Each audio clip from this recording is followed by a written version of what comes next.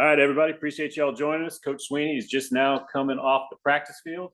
He does not have any opening comments, so we're going to go straight to questions. If you have a question, please feel free to unmute and ask away. Looks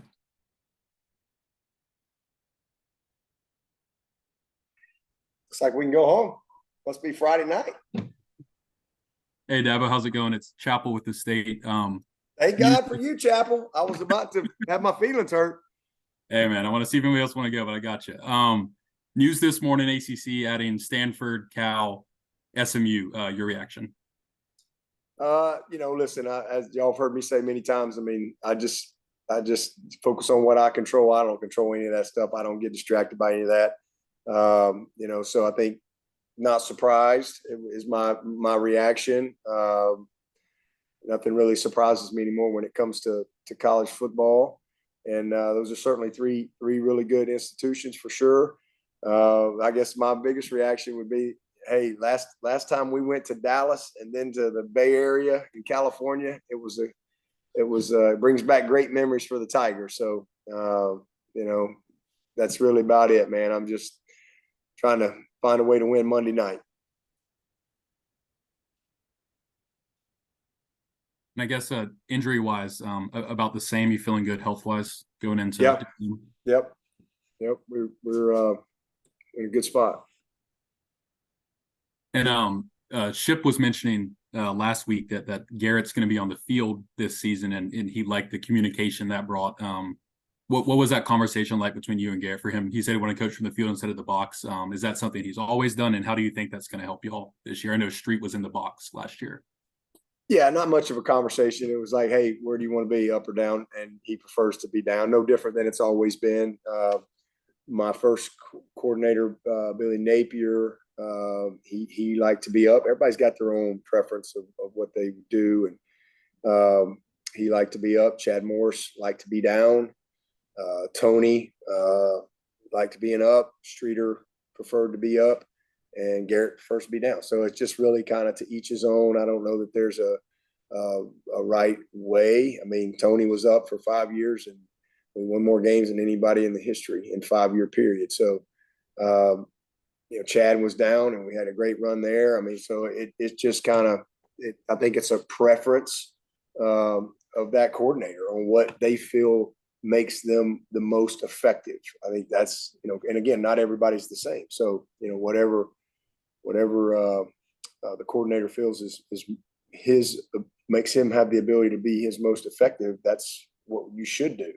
And so to each his own, and wasn't much of a conversation. It was just a question, what do you want to do? And nothing to it after that. Hi, Dabo. It's Christina from the Greenville News. Just the other day, Andrew Mukuba was talking about kind of the challenge that you issued him last year and just kind of as far as his maturity level. So just what were your conversations like with him as far as that challenge, and how do you feel like he's responded? Well, he's responded in a big way. And, sometimes a guy that has a lot of success as a freshman, can get a little distracted, as a sophomore and forget that, there's you gotta be a guy that's always pressing and improving, and I just think he just kind of got in a little bit of a phase there where he got maybe wasn't quite as focused as he was as a freshman, and then he got hurt. He had a lot of injuries. That's part of it. Between his elbow and his knee, it was. But I tell you what, man, that kid, he's one of the toughest guys we've had come through here because he just kept going, and so just really challenged him about really a total commitment in every area of his life because, I didn't think his body was in a good spot last year and he just needed to buy in a little bit more to the overall wellness and the commitment to that, for this level especially, and, how he fuels his body and, just all that stuff because he'd gotten a little light and he really bought into it. He had an amazing off season. He's 190 something pounds. He's very, very confident. And, it's just all part of it. He learned a lot last year. And but, man, I'm proud of him. He played through a lot of pain. He played through, some pretty significant injuries all year. But I think the biggest thing was just a maturation process of day in, day out, week in, week out, what he's got to do to become, a great football player. And again, it's not just showing up and going to practice and being a good athlete. It's so much more than that. And I think that was the biggest thing that he bought into last year, into this offseason especially. And he's in a really good spot right now, and excited to see him go play.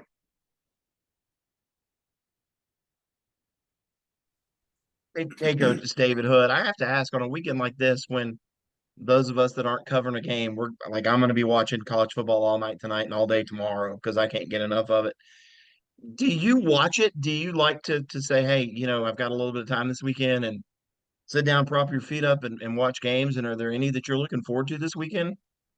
Yeah, sure. I mean, if this was a normal week, and by let's just say there was this game 3, for example, and you've got your normal prep time. I mean, no, I wouldn't be able to watch much because I mean, this would be a Wednesday night. This is a Wednesday night for us, and it's practice corrections. You're continuing on through your game plan type of stuff, and there wouldn't be much time. But this is obviously we could play today. So we're just kind of in a polish mode right now because we've had a long time to get ready, and these guys are ready to go play. So it's really just about tempering that. So it's not normal in that standpoint. So absolutely, man, we'll eat dinner. We'll have a little bit of practice correction on the tape tonight, and everybody will get home at a decent time. Let's watch some games.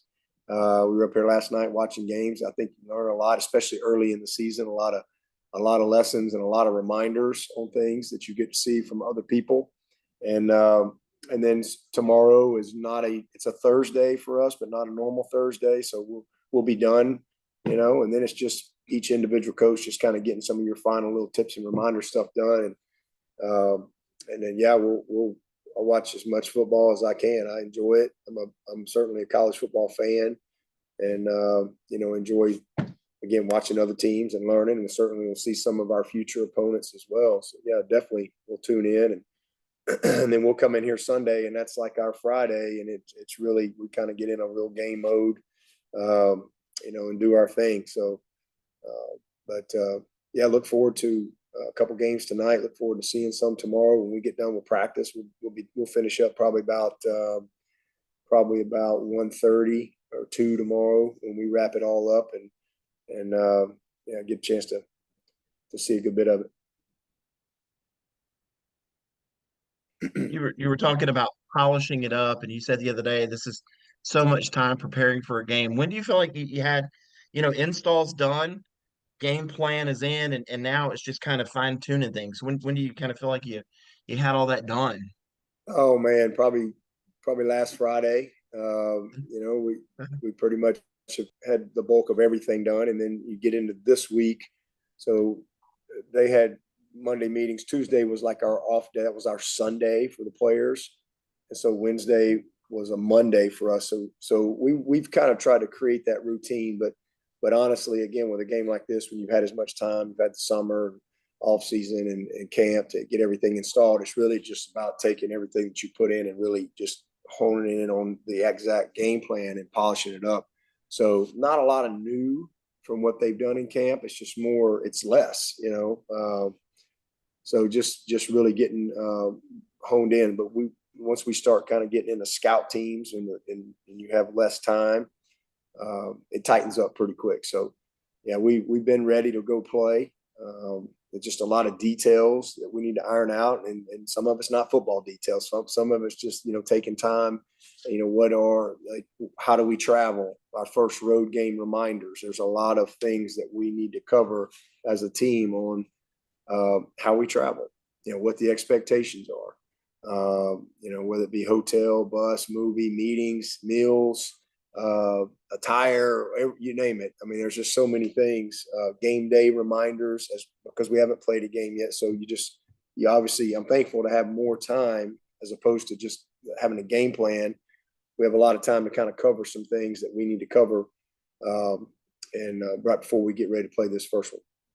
But we're as far as you can take them right now. As a practice, it gets to a point where we can't go any further without playing. We have to go play before we can, push forward a little bit more, because we got to evaluate and we got to give guys the opportunity to continue to compete. at a backup quarterback, Dabo, just your reflection on what Hunter did there to hold on to that number 2 spot and how he's able to beat out Paul Tyson and CV, and kind of how that depth chart is going to look for y'all behind Cade this year. Yeah, honestly, I think, Hunter would probably run out there first, but, I think we'd play them both. We've been pretty pleased with Paul. He's done a nice job. Didn't get to see him in the spring. Didn't know much about him, honestly, as far as because we didn't get to take a rep with his thumb injury. So he's done a nice job. And I think, that would be, if it was a long-term type of deal, probably change our plan with CV, but Hunter, I think would definitely run out there first, but I think if it was a situation where extended time, you'd probably see them both play at some point for sure. Because the same thing, we these quarterbacks, practice, you can only get so far. And so would like to see those guys in a live situation. Anyone else for Coach? Shifting gears a little bit toward NFL, saw that Justyn Ross made the 53-man roster for the Chiefs. What's kind of your reaction to that after all he went through, not getting drafted, injury, and everything? Man, I'm just thankful to the good Lord. That's my reaction. I mean, it just fills my heart with just joy. This is one of the most talented kids we've had come through here, and I've never really been through anything like what all he had to deal with. Just unbelievable. I take myself back to the day that they walked in and said they didn't think he was going to play football anymore, and I'm like, what are you talking about? And then to finding out that he had this congenital fusion, and I know way more than I should know about all of that stuff because of just walking through that with this kid and just seeing the devastation and then COVID was going on as well. And, he had to go to Pittsburgh and there was really, if it wasn't for Dr. Okonkwo, the doctor in Pittsburgh, he's not on the 53 man for the Chiefs. It took one guy that really believed that he could. I'll never forget the meeting with the doctor up there and Justyn and his mom, and his exact words were, this was serious, and there were no guarantees, but because the initial thing was he's never going to play again. That was pretty much the answer from everybody. But Dr. Okonkwo, he was like, he may not play again, but I'm not quite ready to say that. And then this guy just laid out why, and he said, here's his plan, and there's no guarantees, but let's just kind of see. And so, we went through a little over a year journey with, this kid not having any guarantees whether he would ever play a snap of football again, much less, fulfilling his dream of being a pro. And it was a tough journey. He's got a great mama, and he's a great kid, and had a lot of resources and support here. And he hung in there, man. And then, he comes, he's one of the toughest kids I've ever coached. And then he comes in here and literally the Wednesday practice before the Georgia game, he gets a hairline fracture in his foot. And I thought he was going to be out for 6 or 7 weeks, but, he was like, no, I'm playing. And they put a plate in his shoe, and the kid, he played 10 games with a hairline fracture, and until it was finally broke. And his last play was the epitome of Justyn Ross. It was against Connecticut. I think it was game 10. And man, he catches a ball over the middle, and I think everybody on the team hit him. Literally, and he wouldn't go down. He was just driving, and his foot finally cracked fully through. And so, he had to get the screw put in his foot. But he was just so happy. He was just so happy to be back and cleared to play. And then, I didn't even know if he was going to be cleared to play. And then obviously and then I think there was only like 2 or 3 NFL teams that even approved him for the draft. Kansas City obviously being one of them. And so, here's a kid that in a normal situation would have been a really, really high draft pick that ends up as a free agent, and he's just kept grinding. And then he gets into camp and he's showing what he can do and do some things. I had a lot of talks with Coach Reed, a lot of talks with Andy about him. He really likes him. And and then boom, he kind of re-injured that foot. So last year was great. So he had to sit another whole year, but it was really good for him to just kind of, redshirt a year. And then, man, he's in a great place, and it's just a joy. It's one of the most joyful moments I've ever experienced in my life. Just seeing him. I actually went out to Kansas City in May and spent a day there with the coaches and watched them have an OTA practice. And got a chance to visit with Justyn a good bit. Man, I'm just so thankful for him, and I'm so happy for him that, no matter how long he plays football, what he was able to overcome and achieve, it's miraculous. And he's the first ever to play professional football with the situation that he has, and it's an amazing story. And I just praying that he can truly show his full capabilities this year, and get what he's worked so hard for. Dabo, Coach Riley said that distributing the ball around among the receivers is going to be a really big key point for this offense. Just, do you guys have a specific goal for like number of targets for each receiver, or is it kind of just whatever happens? Yeah, I mean, the defense dictates where the ball goes. I mean, there's certain you get in the flow of a game, and we certainly have some ways where we can absolutely make sure a guy touches a ball, but it's all about the rhythm of the game, and what the defense is doing for sure, because you can't just predetermine decisions. You've got certain things, screens and things like that, and we've got some specific ways that you design that you hope might free a guy up that you're targeting, but it may not always work out that way. But the biggest thing is the ball will get spread around, just formationally, the way we do things. And, guys, we pretty much will work, they'll work outside, but we got several guys that work in and out. And then formationally, we can do a lot of things, but no real number. We just know that, we want to play fast, and if we play efficient and we stay out of third and longs, there'll be plenty of touches for everybody.